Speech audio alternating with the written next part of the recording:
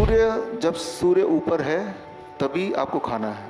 सूर्यास्त हो गया, आप जो खाएंगे that will keep on depositing, लेकिन आप तो खा नहीं रहे। जब आप खा नहीं रहे हैं, अभी तो खाएंगे नहीं, अगले 12 घंटे आप नहीं खाएंगे, 14 घंटे, 14 आवर्स। इस 14 आवर में बॉडी क्या करता है? बॉडी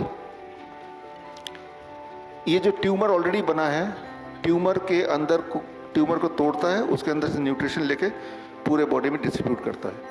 यानी कि आपकी गांठ को बॉडी खत्म करेगा। कब खत्म करेगा? जब आप शाम के 6-7 बजे के बाद, 6 बजे के बाद कुछ ना खाएं तब, राइट? तो दैट इज कॉल्ड ऑटोफेजी। कुछ तरह के फूड हैं जो ट्यूमर के ग्रोथ को बढ़ावा देते हैं, जैसे एनिमल प्रोटीन, डेयरी प्रोडक्ट्स, वो तो बंद कर दिया। तो जो जो चीज़ें खुराक की तरह काम करती है उनको अगर हम कट कर देंगे, it will die its own death. Detail में मैं समझाऊंगा आपको।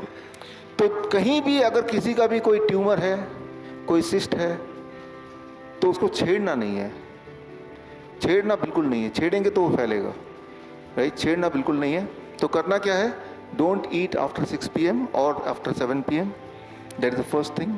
Don't eat any animal protein जो ट्यूमर को फीड करता है, दैट इज सेकेंड थिंग। जब ये दोनों चीज़ें कर दिया, it should die its own death. इसके अलावा भी बहुत कुछ करना है, उसमें हम आएंगे, लेकिन ये बहुत ही बेसिक बात है, राइट? तो कभी भी कोई भी पेशेंट कीमोथेरेपी से, रेडिएशन से ठीक नहीं हो सकता, उस जाल में ही रहेगा।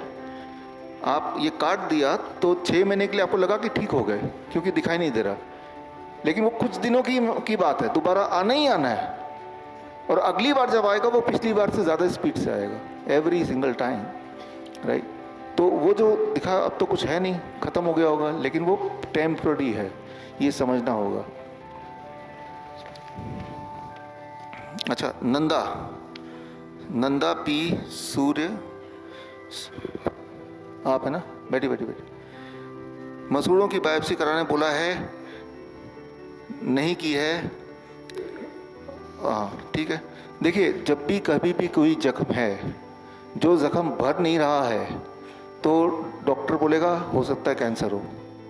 अब कैसे पता चलेगा? बायोप्सी करा लो, यही होगा ना। याद रखिए, मैं आपको दिखाऊंगा, जब आप बायोप्सी करते हैं, बायोप्सी से कैंसर पैदा हो जाता है। इस बात को समझिए आप। बायोप्सी करने का मतलब उस जख्म को छेड़ देना।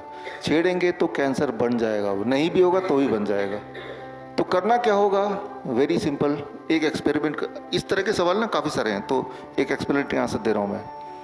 मुंह में घाव है, घाव को अगर कैंसर बनाना चाहते हैं तो क्या करना है? ठीक करना चाहते हैं तो क्या करना है? एक्सपेरिमेंट ये करेंगे कि कभी आप कहीं पे अपने अगर काट देते हैं ब्लेड से तो खून निकलेगा, राइट? अब खून निकलेगा तो बॉडी उसको खुद रिपेयर करते हैं, हमें पता है। लेकिन आप हर 2-3 घंटे में उस जहाँ कटा है छोटा सा नमक मिर्च तेल डाल दीजिए। हर 3 घंटे 4 घंटे हो गए, नमक मिर्च तेल डाल दिया। 3-4 घंटे हो गए, नमक मिर्च तेल डाल दिया। कितना दिन लगेगा उस जख्म को हील होने में? कभी भी नहीं होगा, होगा ही नहीं। जख्म तो थोड़ा सा था, वो बढ़ता जाएगा। अभी जख्म यहाँ नहीं है, वही वाला जख्म अंदर है। जितनी बार आप खाना खाते हैं उतनी बार नमक मिर्च तेल उस जख्म के अंदर डाल देते हैं आप। तो जख्म कब हील होगा? कभी भी नहीं होगा। जो जख्म कभी भी हील नहीं होता है उसी को कैंसर बोलते हैं। तो करना क्या होगा? आप एक और एक्सपेरिमेंट कीजिए। कहीं कट गया या काट लीजिए, फॉर एग्जांपल आप पालक का जूस लीजिए, बीटरूट का जूस लीजिए, कोई भी सब्जी का जूस लीजिए, उस जूस को उसके ऊपर डाल दीजिए, ताज़ा जूस। अब आप देखेंगे बड़ी तेजी से वो हील होगा, एकदम तेजी से। एक्सपेरिमेंट के तौर पे 2 जगह कटाए, एक जगह कुछ मत करें तब भी हील होगा, एक जगह उसमें कच्ची सब्जी का जूस डाल दें कोई भी, फिर आप कंपेयर करेंगे, देन यू विल नो कि जूस सब्जियों की हीलिंग पावर क्या होती है। लेकिन यहाँ पे जख्म नहीं, जख्म तो यहाँ पे है। यानी कि ऐसे पेशेंट को they have to be on fruits and vegetable juice diet. चबाएंगे तो वो छिलेगा, तो चबा सकते नहीं है। तो जूस एंड वेजिटेबल स्मूदी अगर भरपूर लें, कुक्ड फूड 0 कर दें, 0। जब भी आप कुकिंग करेंगे तो तेल भी होगा, उसमें नमक भी होगा, मिर्ची भी होगी। तो सिंपल है कि जख्म को हरा भरा काफ़ी समय तक रखने को ही कैंसर बोलते हैं। कैंसर कोई अलग बीमारी नहीं है। कोई जख्म को अगर हरा भरा आप रख पा रहे हैं बहुत लंबे समय तक, that is cancer by definition. Cancer का जो साइंटिफिक डेफिनेशन वो यही है, wound healing process which never ends, this is cancer. Cancer कोई अलग बीमारी नहीं है। Wound healing process which never ends, this is cancer. Cancer का सिर्फ यही एक डेफिनेशन है। तो आप अनजाने में सुबह दोपहर शाम रात खाना खा रहे हैं, अनजाने में आप उस घाव को, यहाँ पे कई सारे माउथ अल्सर माउथ कैंसर के पेशेंट इसी ग्रुप में बैठे हैं। उनको यही करना चाहिए। थोड़ा मुश्किल लग रहा होगा आपको कि आपको कुछ खाना नहीं है, सिर्फ fruits and vegetable juices, nut shakes, coconut water, इस पे रहेंगे। तो जितनी बार नारियल पानी यहाँ से जाएगा छूते हुए, फ्रूट जूस जाएगा, वेजिटेबल जूस जाएगा, वो मरहम की तरह काम करेगा, वो हील हो जाएगा। कैसे पता चलेगा हील हो गया? जैसे अभी पता चला कि वो जख्म है, दर्द गायब हो जाएगा, सूजन गायब हो जाएगी, पेन गायब हो जाएगा, ब्लीडिंग खत्म हो जाएगी, फिर आप खाना नॉर्मल शुरू करते हैं, करना ही है तो ये बड़ा सिंपल है, आपको समझना होगा। बायोप्सी करेंगे तो बायोप्सी का सच क्या है वो मैं डिटेल में बताऊंगा अभी, इसलिए अभी नहीं ले रहा, थोड़ी देर में बताऊंगा वो। संयम ग्रोवर,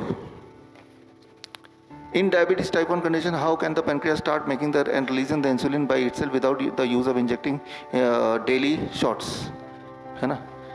देखिए यहाँ पे समझना होगा, जिस तरह से आपके बॉडी के सारे सेल्स, चाहे वो ब्लड सेल्स हों, चाहे बाल हों, चाहे नाखून हो, मरते हैं फिर दोबारा नए बनते हैं ना, ठीक उसी तरह से पेनक्रियाज में बीटा सेल भी नए बनते हैं और फिर मरते भी हैं, नए भी बनते हैं। जो डायबिटीज टाइप 1 के पेशेंट होते हैं उनके बीटा सेल मरते हैं, नए बन नहीं पाते हैं, क्योंकि उनके बॉडी में ऑटो इम्यून डिजीज ट्रिगर हो जाता है। जिन चीज़ों से ऑटो इम्यून होता है, ऑटो इम्यून मतलब कि आपकी बॉडी की इम्यूनिटी आपके बॉडी के सेल्स को ही अटैक कर रही है, दैट इज ऑटो इम्यून। जिन चीज़ों से ऑटो इम्यून स्विच ऑन होता है उन चीज़ों को आप ना खाएं। Number 1, all kind of animal protein, dairy products बंद कर दें। All kind of grains, wheat, सारे ग्रेन्स, राइस बंद करते हैं। मैं ऐसा नहीं बोल रहा हूँ व्हीट राइस ये सब कोई पॉइजन है, उनके लिए पॉइजन है, ऑटो इम्यून को बंद करना है। जब आप ये बंद कर देंगे लेकिन उसके एवज में वेजिटेबल्स एंड फ्रूट की मात्रा को बढ़ा देंगे, तो बीटा सेल जब नए बनेंगे जो कि रोज बन रहे थे तो वो मरेंगे नहीं, और जब ऐसा होगा तो बीटा सेल इंसुलिन भी प्रोड्यूस कर पाएगा।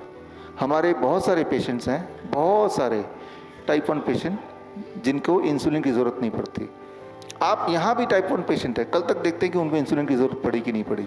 कल 24 घंटे बाद देखेंगे क्या यहाँ आने के बाद उन्होंने इंसुलिन ली, क्योंकि यहाँ आने के बाद उनका डेयरी प्रोडक्ट बंद हो गया, दूध बंद हो गया।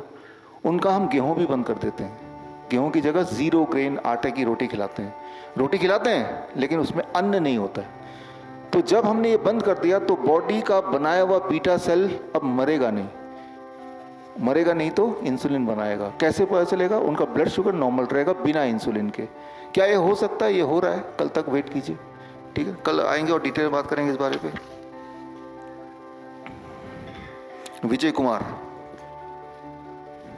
गुप्ता है ना, ये भी मुंह का ना खुलना, जबड़े में दर्द रहना, ये तब तक रहेगा जब तक जख्म रहेगा।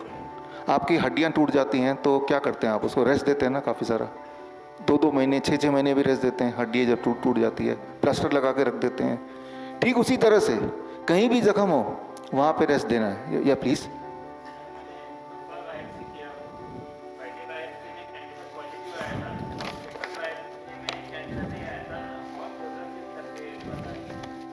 बैठिए। बायोप्सी के बारे में मैं अभी बात करूँगा, है ना, टाइम कम है, बात बहुत सारी करनी है, बीमारी सारी हैं, राइट। बायोप्सी का जो आपका सवाल है इस पे मैं बात करूंगा थोड़ी देर में। अभी मैंने बताया आपको जितनी बार बायोप्सी करेंगे उतनी बार आप उसको और डैमेज कर रहे हैं, छेड़ रहे हैं, लेकिन मैं आपको डिटेल में बताऊंगा, ठीक है। मीना सिंह बैठे हैं यहाँ पे, आपके काफ़ी सारे क्वेश्चन है, एक ले रहा हूँ मैं। बार किडनी के स्टोन हो जाता है, इसका रीज़न क्या है? देखिए बैठिए, स्टोन हो या ट्यूमर हो, जब आपके बॉडी में न्यूट्रिशन जाता है, बॉडी उस न्यूट्रिशन को ना तो यूटिलाइज कर पाता है, यूज़ कर पाता है, ना उसको फेंक पाता है, तो बॉडी क्या करता है? तो जमा करने लगता है, कलेक्ट करने लगता है, एक जगह पे इकट्ठा करने लगता है। इकट्ठा करके या तो वो स्टोन बनेगा या तो वो सिस्ट बनेगा, ट्यूमर बनेगा।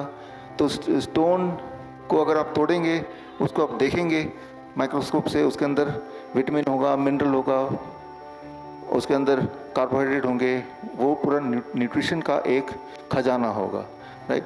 जितनी बार स्टोन को सर्जरी से निकालेंगे कि सर्जरी कर दिया, स्टोन को हटा दिया, उतनी बार नया स्टोन वहाँ और ज़्यादा तेज़ी से आ जाएगा।